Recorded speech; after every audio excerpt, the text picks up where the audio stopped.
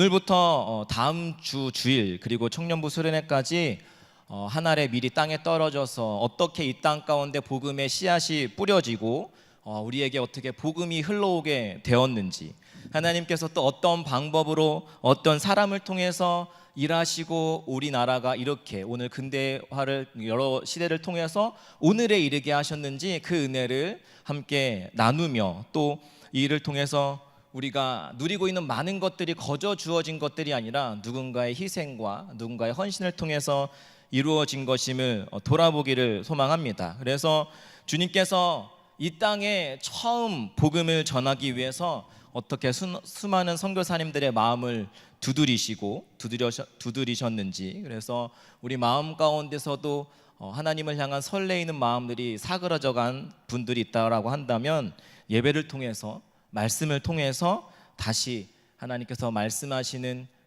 음성을 들으시고 또 마음의 두드림을 통하여서 하나님 은혜 앞에 서는 시간들이 되기를 소망합니다. 이 일에 기대함으로 수련회에 함께 동참함으로써 아직 결정하지 못한 지체들이 있다고 하면 결단하셔서 함께 주님의 은혜를 누리기를 소망합니다. 네, 그래서 우리가 그 순례의 여정도 함께 가보고 보고 듣고 또 그 가운데서 말씀하시는 하나님의 음성에 기울여 보고 또 말씀으로 은혜로 함께 나누는 시간 갖기를 원합니다. 한 부자가 있었습니다. 그 부자는 내기를 참 좋아했었어요. 그리고 돈이 너무 많으니까 그 사람은 늘 파티를 즐기면서 내기를 좋아하는 사람이었습니다. 그날도 어김없이 부자가 파티를 열고 사람들을 초대해서 파티를 열고 즐거운 시간을 갖고 있었습니다. 그러다가 이 사람이 또 이제 좋아하는 내기를 해야겠다라는 생각에 사람들을 다 수영장으로 불러, 자기의 집 앞에 수영장으로 사람들을 불러 모았습니다.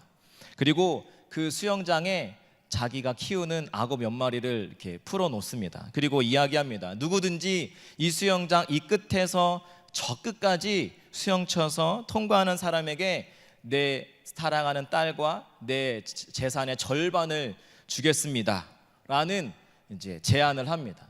그 제안을 들었을 때 엄청난 부자였거든요. 그 사람의 재산 절반을 얻을 수 있는 기회, 동시에 그의 딸을 얻을 수 있는 기회니까 솔깃하겠죠. 그런데 누구 하나 그 제안에 동참하는 사람이 없었습니다. 왜일까요? 풀장에 뛰어드는 순간 악어의 밥이 될 수 있는 엄청난 모험과 도전, 위험을 감수해야 하는 것이었기 때문에 누구 하나 성큼 그 풀장에 뛰어들지 못했던 것입니다.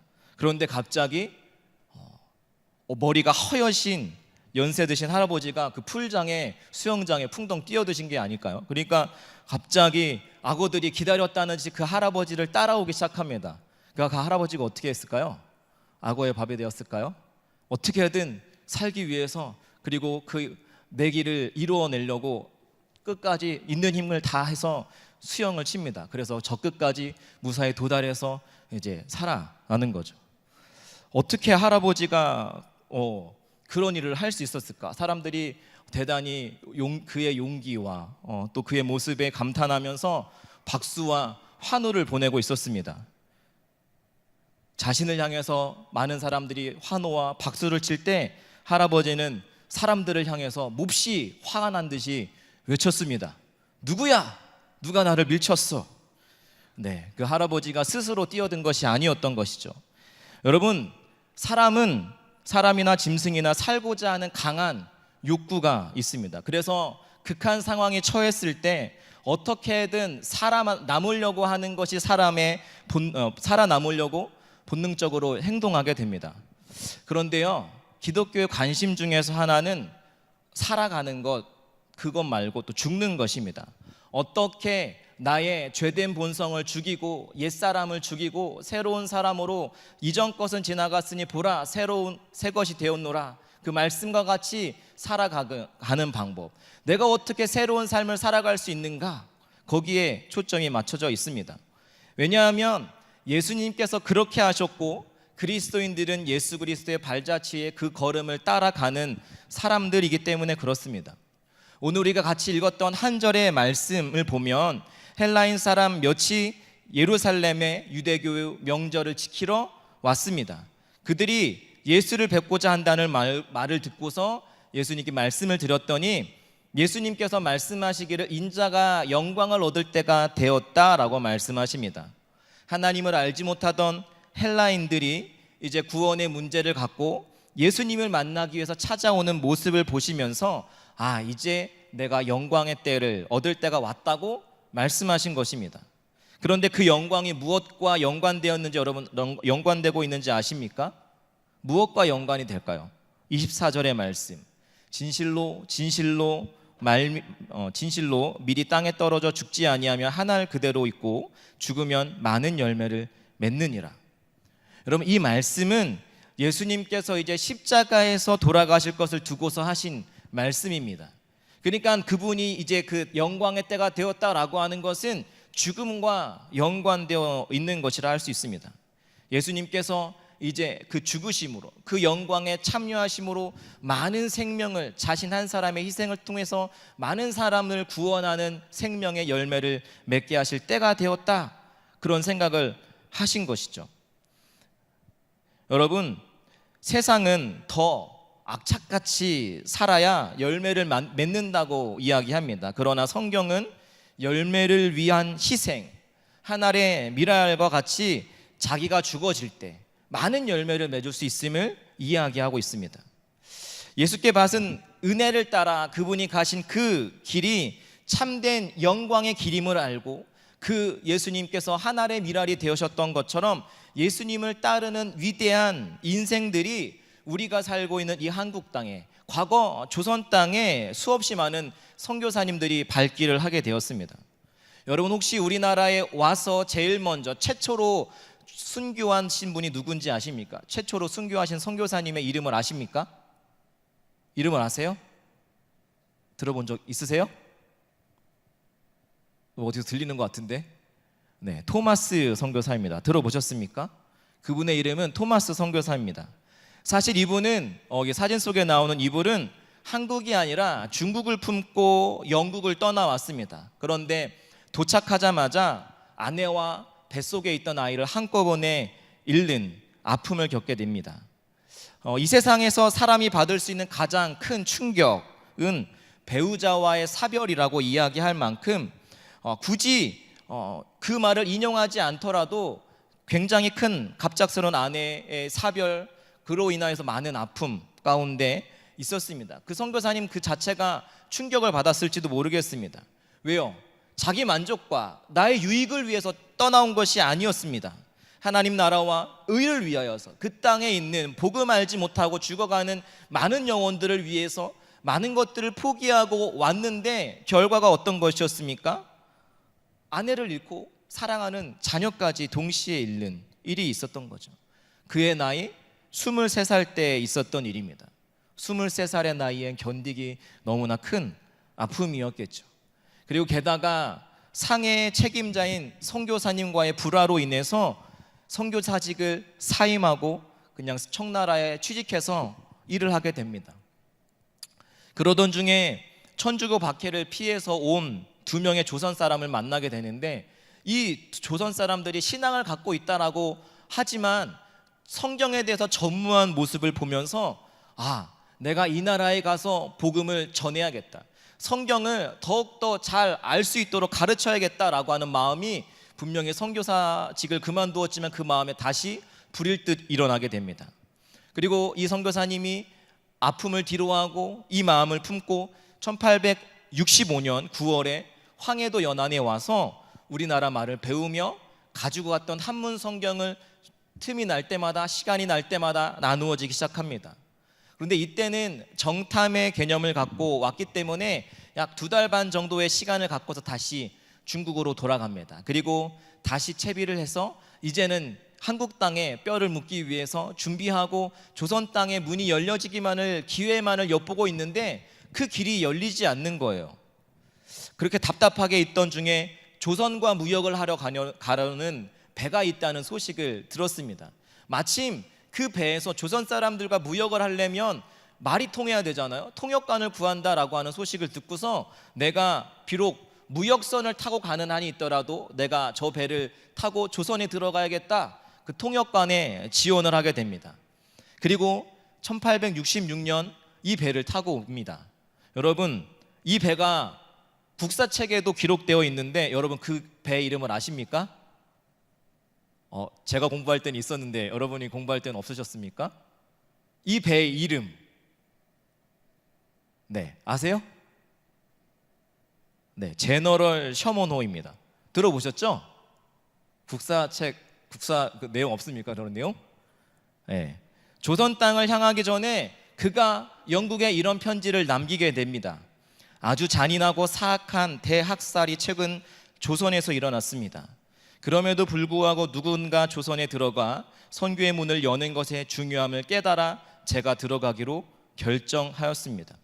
이 편지를 보내고 그가 들어갔던 해는 1866년입니다. 이 해를 조선에서는 병인년이라고 불렀습니다. 여러분, 이때에 조선에서 엄청나게 큰 사건이 일어나는데 아십니까? 네, 자꾸 국사 얘기를 하니까 병인, 박해, 네, 들어보셨죠? 저랑 다른 교과서 배우셨습니까? 병인, 박해.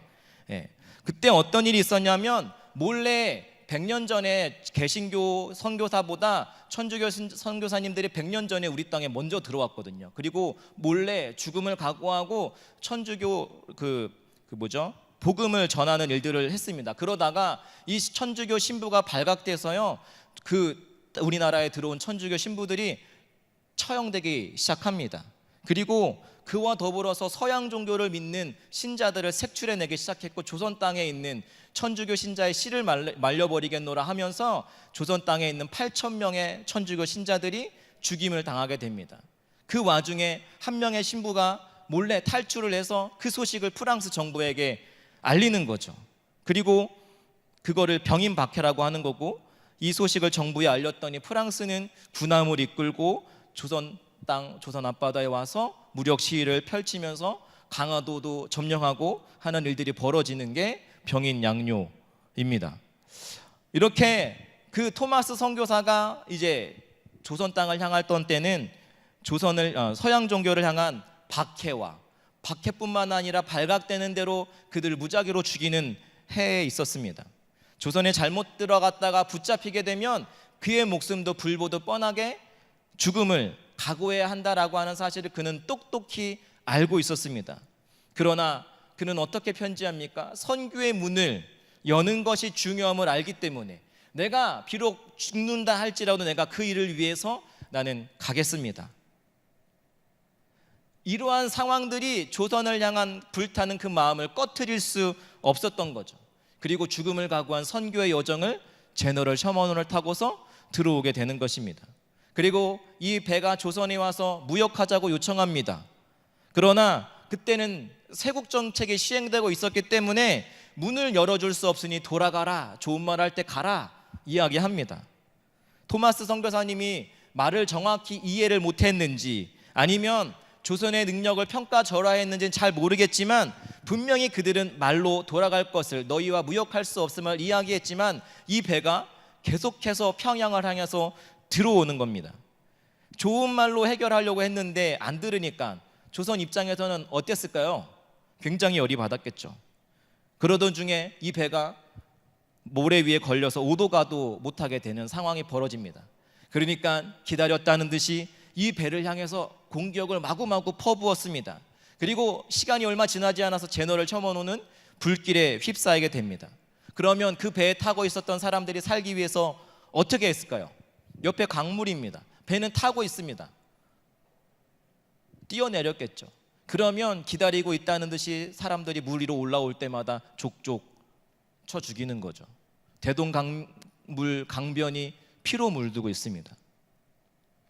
토마스 선교사님은 비록 통역관으로 그 배를 타고 조선을 오고 있었지만 이 땅에 복음을 전해주어야겠다라고 하는 사명을 가지고 500권의 한문 성경을 들고 그 배를 탔습니다.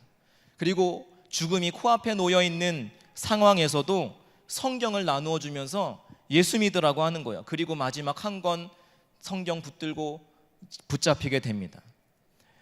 위에 보이는 이 장면은 토마스 선교사님이 순교 장면을 묘사하고 있는 그림입니다. 상상해서 그린 것이 아니고 확실한 근거를 갖고 있는 그린 그림입니다. 작아서 잘 안 보일 수 있는데 토마스 선교사님이 가운데 무릎 꿇고 있는 검은 옷 입고 있는 사람이고요. 그 옆에 여러분들이 보는 위치에서 오른쪽에 있는 칼 들고 있는 사람 보입니까? 네, 그 사람이 박춘건이라고 하는 사람입니다. 저분이 실제로 토마스 선교사님을 죽였던 사람입니다. 이 사람이 토마스를 죽이고 나서 이런 글을 남겼습니다. 내가 서양 사람 여럿을 죽였는데 그 가운데 한 사람은 내가 지금 상상할수록 이상한 감이 있다. 내가 그를 죽이려고 할 때 그는 두 손을 마주 잡고 무슨 말을 한 후 붉은 천이 달린 책을 가지고 웃으면서 나에게 받으라고 권하였다. 그러므로 내가 죽이기는 하였으나 이 책을 받지 않을 수가 없어서 받아왔노라. 이 글을 통하여서 선교사님의 최후가 어땠는지는 우리는 엿볼 수 있습니다. 그는 죽는 순간에도 기도했습니다. 두려울 법도 했지만 그는 죽음 앞에서 생명을 구걸하지 않고 당당하게 오히려 웃으면서, 기다렸다는 듯이 웃으면서 사람들에게 성경을 나누어 줄 만큼 하나님의 사명에 붙들린 복음 전파에 불타는 사람이었다라고 하는 것입니다. 토마스 선교사님의 나이 27살 때의 일입니다. 영혼 사랑하는 마음을 갖고 23살에 중국에 왔지만 아내와 자녀도 동시에 잃고 많은 우여곡절 끝에 다시 부어주신 마음을 갖고 저 땅에 가서 내가 큰 일을 하겠노라고 큰 마음을 품고 들어왔지만 제대로 된 사역조차 하지 못한 채 안타깝게 27살의 나이에 죽임을 당하게 된 것입니다. 여러분, 그렇다고 이 선교사님의 죽음이 헛되다고 이야기할 수 있을까요? 세상의 관점에서는 아무것도 해보지 못하고 죽은 그 사람의 희생을 헛되다라고 이야기할 수 있을지 모르겠습니다. 하지만 결코 그렇지 않습니다. 오늘의 말씀과 같이 조선 땅에 한 알의 미랄로 묻히게 된 선교사님의 희생은 놀라운 열매로 맺혀졌음을 역사가 증명하고 있기 때문에 그렇습니다. 보십시오. 토마스 선교사님의 희생이 어떠한 열매로 결실되는지. 토마스 선교사님을 죽였던 사람의 이름이 무엇입니까? 뭐였죠?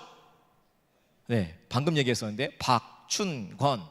그 사람이 이 선교사님을 죽였지만 웃으면서, 생각해봐도 이상한 그 사람의 그 권면에 이기지 못해서 성경책을 들고 들어갔다고 기록합니다.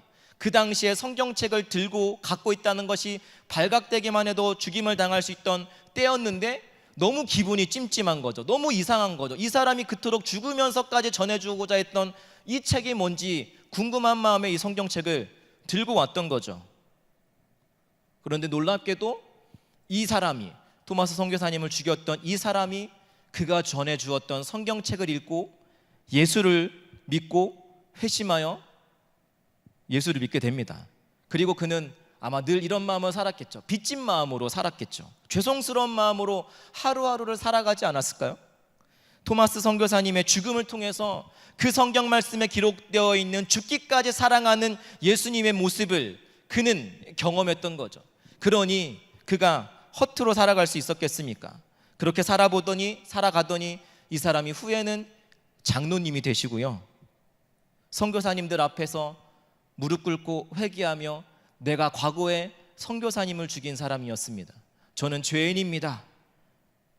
그런 고백을 하면서 평생 복음의 빚진 자로, 그 은혜의 빚진 자로 살아가게 됩니다. 여러분, 이 사건 하나만을 갖고도 선교사님의 죽음이 헛되지 않았음을 증명할 수 있는 것이에요. 그뿐 아닙니다. 박춘건 씨의 조카가 있었는데 그 역시 박춘건 씨의 집에 놀러 갔다가 그 성경책을 몰래 읽고 예수를 믿게 됩니다. 그리고 후에는 그가 선교사님을 도와서 우리나라에서 가장 많이 구약 성경을 번역하는 데 도움을 주게 됩니다. 거기서 끝났을까요? 그렇지 않습니다.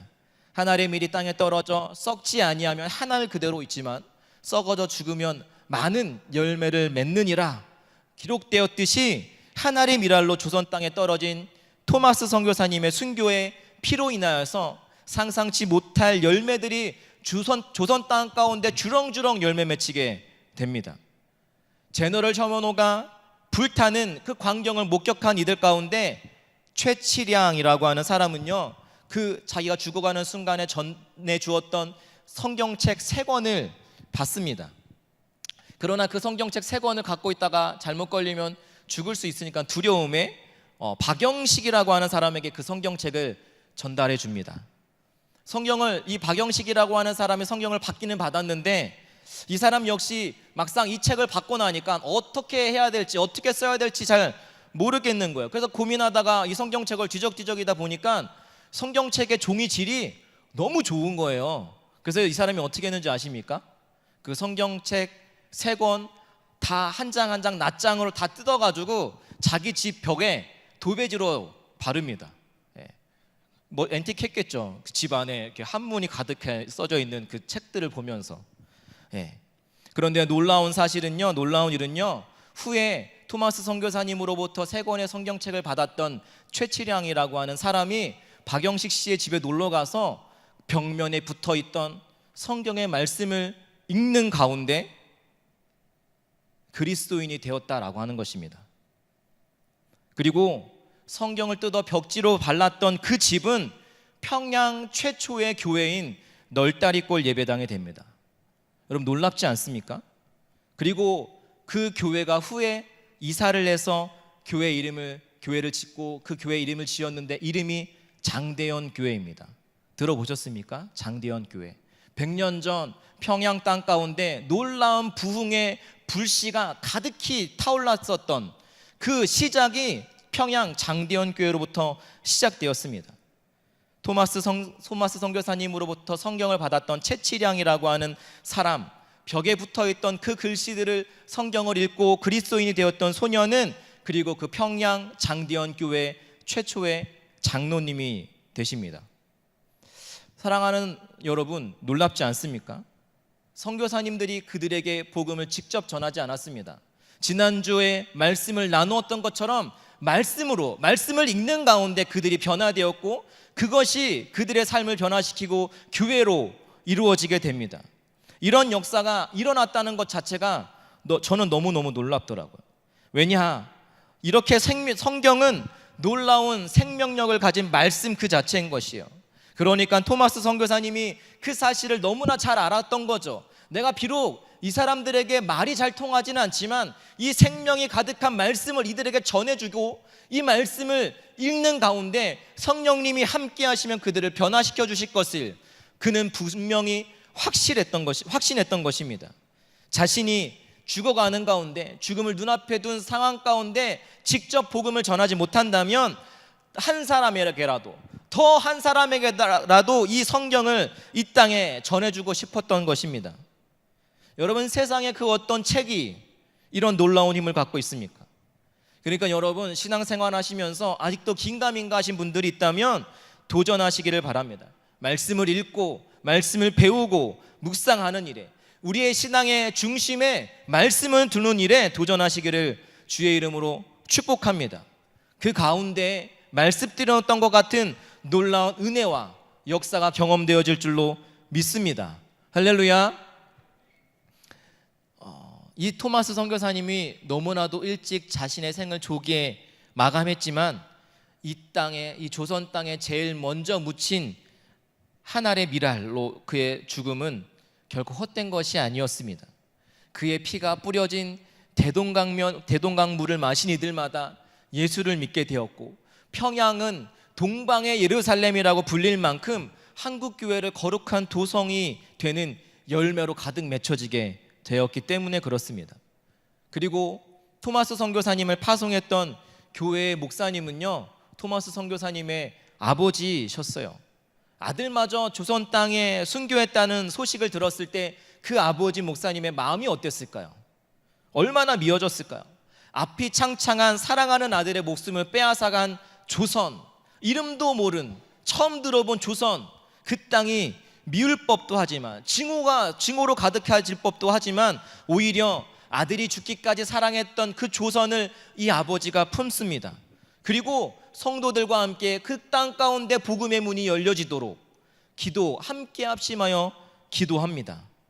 너무나 감사한 것은 그 교회가 아직도 영국에 존재하고 있는데 여전히 한국 땅을 위해서 기도하는 시간을 갖고 있다는 것이죠. 그러니까 여러분, 우리가 오늘 누리고 있는 많은 것들은 이들의 기도와 토마스 선교사님과 같은 희생이 있었기 때문에 가능했었다라고 하는 것입니다. 그의 죽음으로 조선을 향한 선교는 끝이 날 것 같아 보였습니다. 더 이상 아무도 이 땅에 발길을 옮기지 않을 것 같아 보입니다. 그런데 놀랍게도 이 토마스 선교사의 순교 소식을 들은 한 선교사님이 그 소식을 듣게 되었을 때 조선에 대한 마음을 더욱 품고 이 땅의 복음의 문이 닫혀지지 않도록 하나님이 또 한 명의 선교사님을 인도하시더라고요.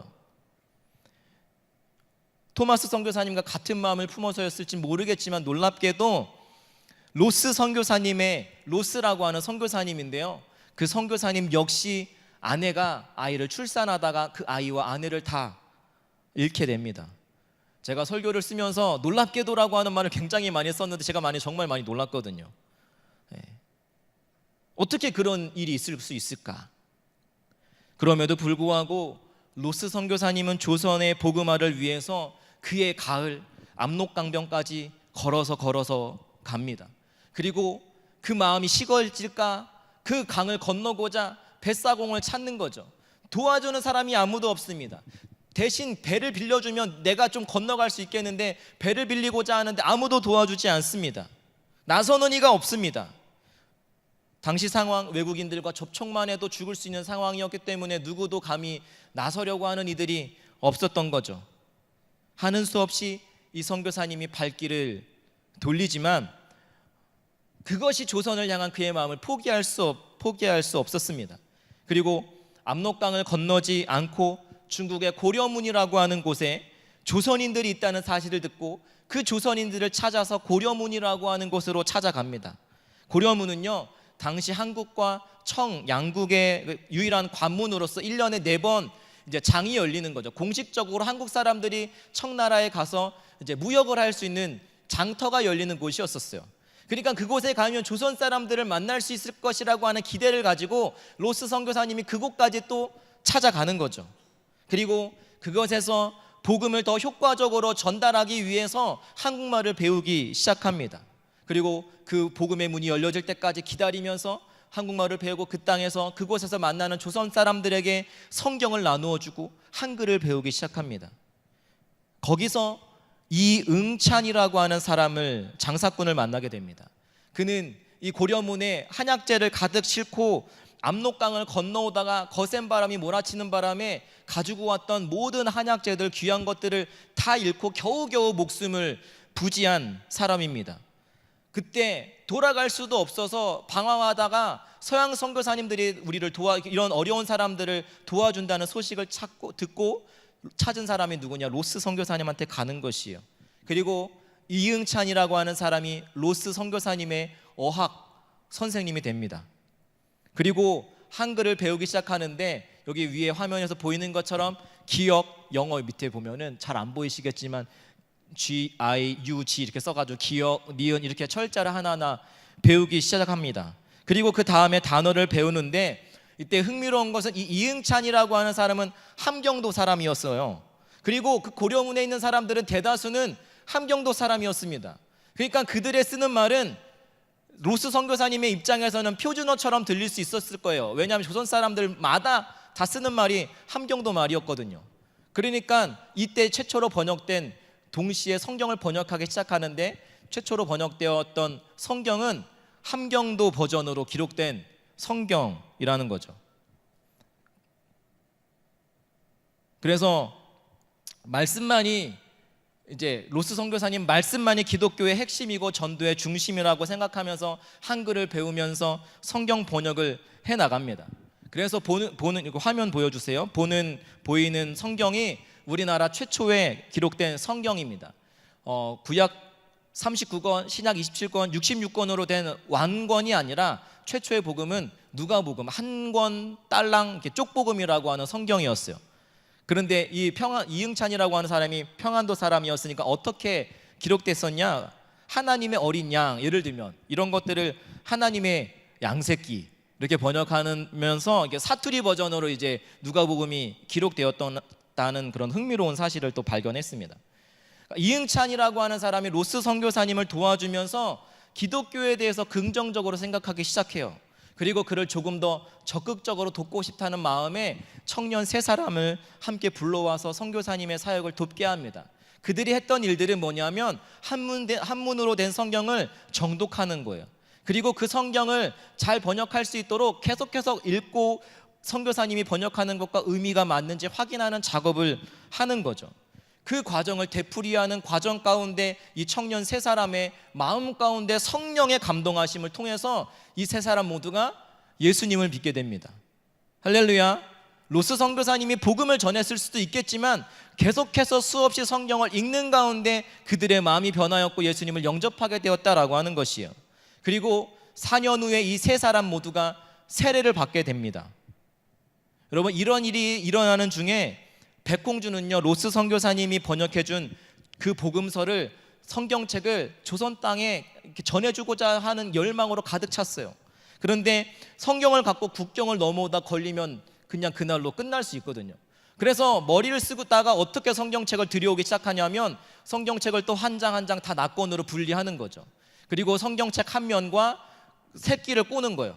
그렇게 누가복음 한 권을 다 새끼를 꿔가지고 짐을 싣고 둘러매고 조선 땅에 들어옵니다. 그리고서 그 새끼를 한 권 하나 다 풀러가지고 정성스럽게 풀러서 한 권의 책으로 엮으면서 성경책 한 권 한 권을 조선 땅에 보급하기 시작합니다.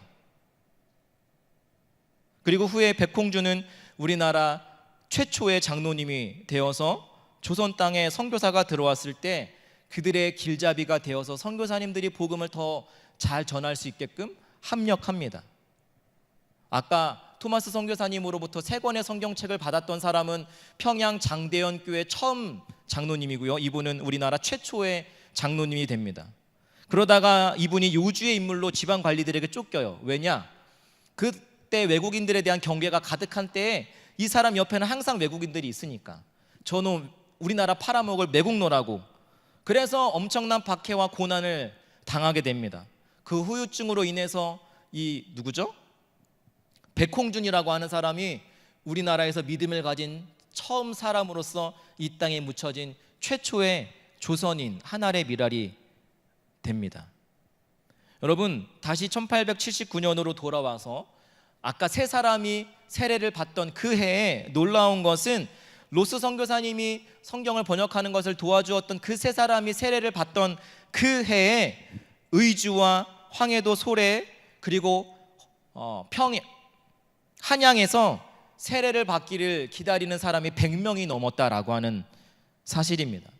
우리나라에 공식적으로 1879년, 그러니까 선교사님이 들어오기 시작한, 공식적으로 선교사님이 들어오기 6년 전에 이미 이 땅 가운데 선교사님이 들어오지 못했지만 백홍준 같은 사람이, 토마스 선교사님이 나누어 주었던 성경을 읽고 예수를 믿고 세례를 받기를 원하는, 기다리는 사람들이 100명이 넘게 있었다라고 하는 것이요. 놀랍지 않습니까? 저만 놀랍습니까? 전 되게 놀라웠는데.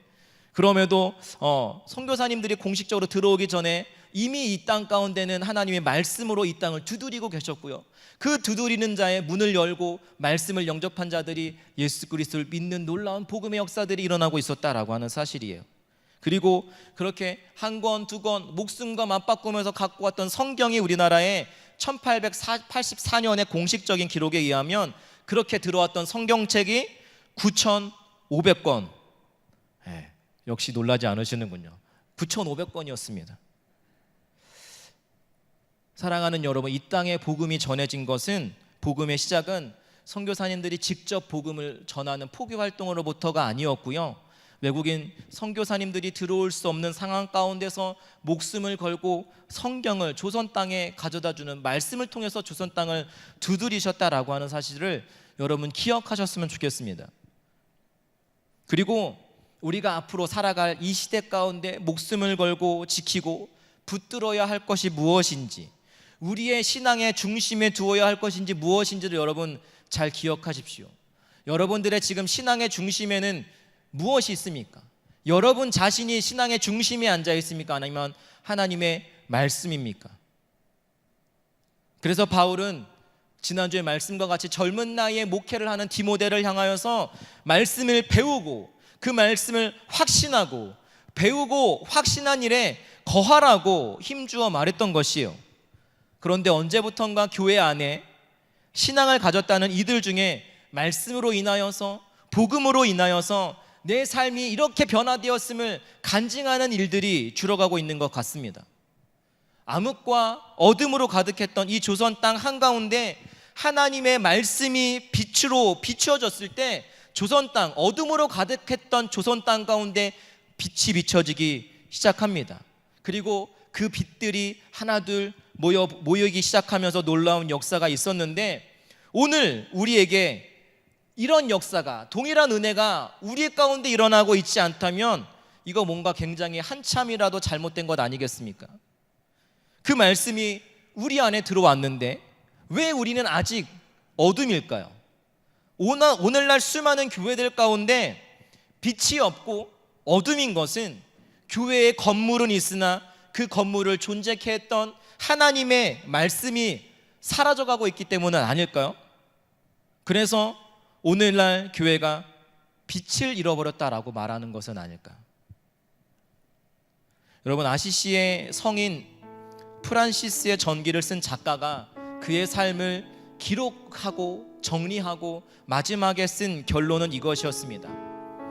달이 태양의 거울이듯이 그의 일생은 그리스도를 반사하는 거울이었다. 그가 있는 곳에서 사람들은 즉각적으로 그리스도의 임재를 경험했다. 그의 심장은 그리스도의 심장이었고 그의 언어는 그리스도의 메시지였다. 아프리카 남부의 어떤 마을에 복음을 전하다가 세상을 떠난 선교사님의 묘비가 있습니다. 그 묘비에는 지역 원주민들이 그 선교사님을 기억하면서 묘비에 이렇게 써놓았습니다. 당신이 왔을 때는 우리는 어둠 가운데 있었습니다.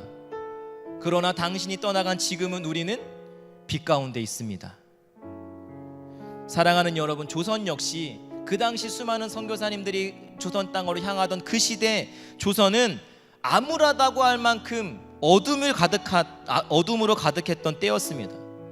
계속되는 외세의 침략 가운데 나라는 힘을 잃어가고 있었고, 그 와중에서도 자기 배만 불리고 자기의 권력만 채우려고 하는 싸움만을 하던 이 땅의 역사는 정말 희망이 없고 소망이 없는 곳이었습니다. 그렇게 어둠으로 가득하던 이 땅 가운데 빛 대신 선교사님을 통하여서 주어진 말씀을 통하여서 그들의 헌신과 사명, 그들을 통하여서 붙여주신 동역자들의 열정을 통하여서 작은 빛 하나하나가 조선 땅에 들어오기 시작하는데, 도무지 빛이라고는 찾아볼 수 없었던 그 땅 가운데 희망의 빛이 찾아오기 시작합니다. 그 빛이 모여지기 시작하면서 한국은 세계에서 두 번째로 많은 선교사님을 파송하는 나라가 되었습니다. 그리고 세계에서 전례 없이 원조를 받던 나라에서 원조를 하는 나라가 되었습니다. 저는 확신합니다. 제가 이번에 수련회를 준비하면서 이 땅에 묻혀졌던 수많은 미랄로 이 땅에 썩어졌던 수많은 선교사님들의 자취를 공부하고 찾아보면서 확신한 것 하나는, 이 모든 것들이, 우리가 누리고 있는 이 모든 것들이 그들의 헌신과 수고와 죽음에서 비롯되었다라고 하는 것입니다. 그들의 피와 그들의 땀, 그들이 생명 걸고 전해주고자 했던 빛 대신 말씀에서부터였다라고 하는 것을 저는 확신합니다. 여러분, 그런데 이 땅이 언제부턴가 우리가 받은 은혜를 잊고 있는 것 같습니다. 마치 내가 잘나서 내 열심으로 이렇게 된 것이냐 착각하면서요, 이 땅은 남과 북으로, 힘없는 자와 힘 있는 자로, 자와 우로, 갑과 을, 그리고 다수와 소수가 대립하는 분열이 끊이지 않는 시대, 평생을 열심히 일해도 내 스스로의 노력으로 지팡한 장만하고 힘든 시대, 그래서 연애도 포기하고 결혼도 포기하고 자녀를 낳는 것도 포기하고 취업도 포기하고 삶도 포기하는, 자기의 삶까지 포기하는 탄식 소리로 가득한, 죄와 절망으로 가득한 이 땅에 빛 대신 말씀으로 살아내고 그 말씀을 담아내고 그 말씀이 사역이 되어서 빛을 발해야 될 교회, 그리고 그리스도인들마저 소망의 빛을 잃고 어둠에 물들고 있는 같은 현실이 우리가 살아가고 있는 현실입니다. 저는 오늘 말씀을 준비하면서 그때와 동일하게 이때에도 그 빛 대신 주님의 말씀이 필요한 때라는 강한 확신이 들었습니다. 우리가 다시 그 말씀 앞에 서야 할 때라는 생각을 하게 되었습니다. 빛 대신 하나님의 말씀을 온전히 붙들고 하나님의 등불이 되어서 이 땅을 향해 나아갈 자, 우리를 빛으로 부르신 하나님의 그 부르심에 합당한 자, 그 부르심에 합당한 자를 하나님께서 찾고 계신다라고 하는 것입니다. 저는 소망합니다. 여러분 한 사람 한 사람이 속한 자리에서, 학교에서, 가정에서, 우리 서부교회 공동체 안에서 작은 빛이라 할지라도 빛으로 존재하기 시작할 때, 그 빛들이 모여지기 시작할 때 이 땅은 다시 그 빛들로 인하여서 어둠을 집어삼키고 다시 환한 변화되어지는 땅으로 역사되어질 줄로 믿습니다. 작은 빛이 불씨가 되어간다면 강력한 성령의 큰 불이 이 땅을 뒤엎고 있는 어둠을 삼켜 하나님의 나라로 다시 회복되어질 줄로 믿습니다. 저는 그 일에 저와 여러분이 함께 있기를 소망합니다. 이러한 어려운 상황 가운데 놓여 있다 할지라도 기억해야 할 것은 저와 여러분을 여전히 부르시고 말씀하시고 기다리고 계시는 주님이 계시다라고 하는 사실을 여러분 기억하기를 원합니다. 이 사실을 알려주고자 하나님께서 이 조선 땅에 수많은 선교사님들을 보내주신 거예요. 그리고 믿음이 있는 부모님을 통하여서, 믿음 있는 친구를 통하여서, 수많은 선생님들과 선배들을 통하여서 여러분들에게 그것을 알려주고자 여러분들을 붙들고 있는 것입니다. 사랑하는 여러분, 오늘 이 시간 누가 주님의 그 빛 대신 말씀 앞에 서시겠습니까? 어둠을 물리치는 방법은 간단합니다. 빛 앞에 서는 거죠. 말씀의 빛이 우리의 삶을 조명하기 시작할 때 어둠으로 가득하던 우리의 삶은 빛으로 어둠을 이겨나가게 되기 시작할 것입니다. 눈앞에 놓여있는 현실과 상황 때문에 내 삶 가운데 어둠의 그림자가 짙게 드리워 있다라고 한다면, 그래서 우울함과 자괴감과 박탈감에 붙들려서 세상을 비관하는 이들이 있다라고 한다면, 여전히 기다리시는 그 주님 앞에, 빛 대신 주님 앞에 여러분들이 서기를 소원하며 함께 같이 기도했으면 좋겠습니다. 한 알의 밀이 땅에 떨어져 썩지 아니하면, 죽지 아니하면 한 알 그대로 있고 죽으면 많은 열매를 맺느니라. 저는 여러분들을 통하여서 가는 곳곳마다 선한 영향력을 끼치며 그리스도인으로서 잃어버린 선한 영향력들이 회복되어지며 빛되어지는 여러분들, 하나님의 빛을 비추는 빛으로 많은 열매를 맺는 복된 인생들이 다 되시기를 소망하고 축복합니다. 누가 그 걸음을 함께 이 시간 내딛겠습니까? 그 일을 위한 한 알의 미라를 하나님께서 찾고 계시고 이 땅을 향한, 우리 교회 공동체를 향한 미랄이 되시기를, 미랄이 될 사람을 하나님께서는 이 시간 찾고 있습니다. 누가 그 일에 주님 제가 여기 있습니다, 주님 저를 사용하여 주시옵소서, 누가 함께 결단하며 나아가시겠습니까? 주님 주시는 마음, 주님께서 여러분들의 마음을 이 시간 두드리고 계시다면 그 마음에 반응하면서 결단하며 이 시간 함께 같이 기도하겠습니다.